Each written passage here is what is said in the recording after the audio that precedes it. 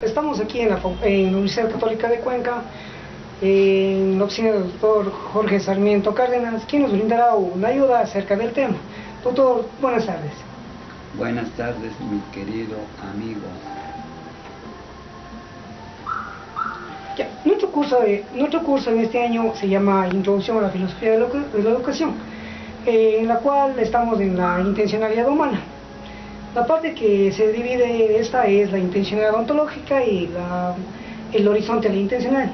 Nuestra parte que nos compete es el horizonte de la intencionalidad. En términos generales, ¿qué sería el horizonte de la intencionalidad? Bien. Primeramente tenemos que hacer algunos ajustes en la temática, porque ahí hablamos de introducción a la filosofía de la educación. No, esto es ya la filosofía de la educación misma. En segundo lugar, hablamos de la intencionalidad ontológica. Entonces yo le solicito que haga las correcciones requeridas en esto. Bien, respecto de lo que hablamos nosotros en la intencionalidad, pues conocemos que la intencionalidad es la primera característica de la existencia auténtica del ser humano.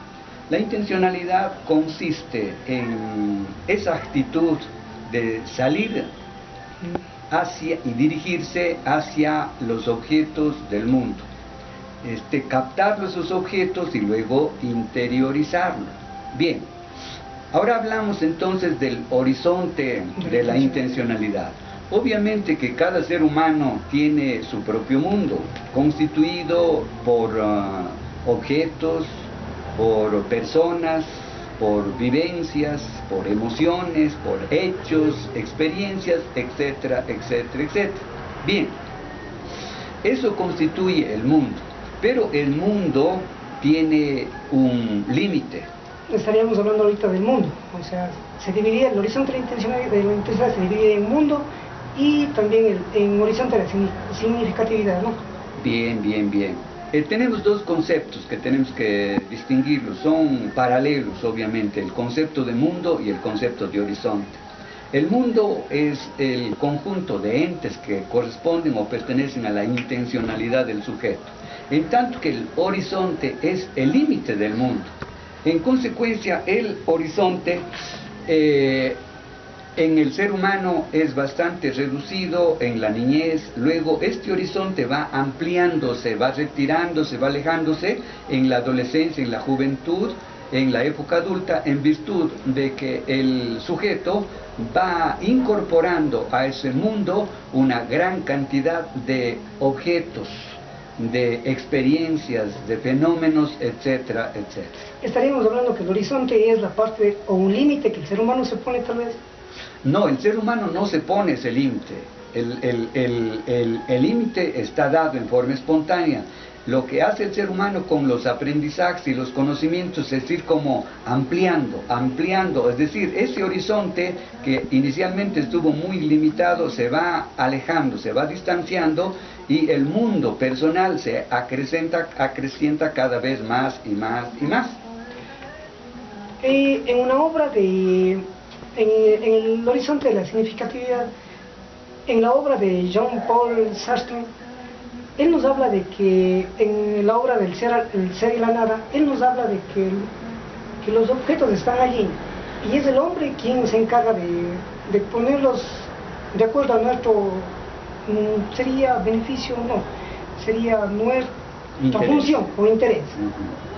Sí, de veras en esa obra tan importante de Sartre, entonces se habla de que los entes en general, ya sabemos que ente es todo lo que existe, entonces los entes están, él dice, desnudos de significado, desnudos de sentido, y es el hombre, es decir, cada uno de nosotros que le vamos dando significado, sentido a cada uno de sus entes, de acuerdo naturalmente a nuestra intencionalidad, a nuestro interés, a nuestro proyecto, en fin. Nos da algunos ejemplos. Hablemos de una profesión. Por ejemplo, algunas personas La profesión es precisamente, digamos, un medio o una forma para poder sobrevivir, para poder ganarse la vida, pues a través de la profesión se consigue un empleo, se consigue un cargo y se tiene una remuneración. Está muy bien. Pero en otros casos, obviamente son escasos, pero existen, que el conseguir una profesión sencillamente es lograr un estatus dentro de la sociedad, tener un nivel más alto a las otras personas. Y en ese sentido, pues Sartre manifiesta de que de veras los entes en sí carecen de significado.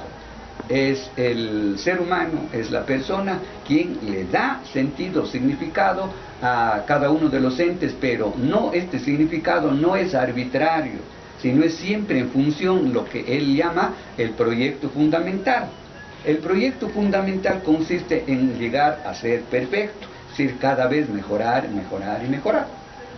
¿Se podría hablar de una perspectiva de cada persona, tal vez? Perspectiva, obviamente que sí. Porque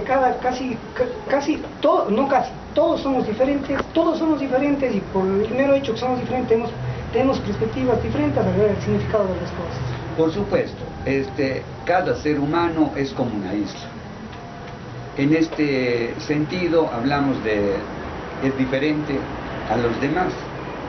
Y cada ser humano pues tiene sus propios sueños, sus propios proyectos, sus propias ilusiones, esperanzas, miedos, temores, etcétera, etcétera. Entonces en esta virtud pues Sartre tiene toda la razón en el sentido de que los objetos de este mundo o los entes pues cobran o tienen sentido, significado de acuerdo a la perspectiva, de acuerdo a la proyección de la persona, del educando o de quien sea.